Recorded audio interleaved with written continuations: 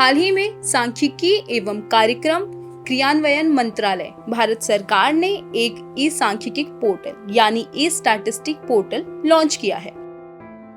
इस सांख्यिकी पोर्टल को भारत सरकार ने विभिन्न सांख्यिकीय डेटा और रिपोर्ट्स को जनता के साथ साझा करने के लिए विकसित किया है।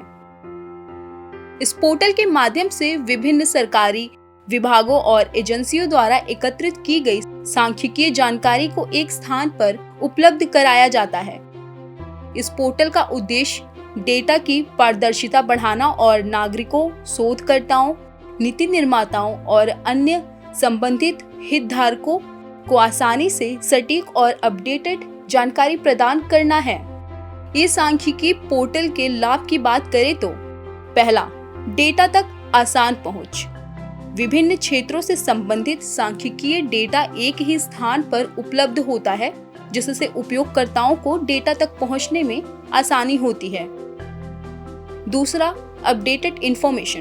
पोर्टल पर उपलब्ध डेटा नियमित रूप से अपडेट किया जाता है, जिससे यह सुनिश्चित होता है कि उपयोगकर्ता हमेशा नवीनतम जानकारी प्राप्त कर सके। तीसरा, शोध और विश्लेषण में सहायक।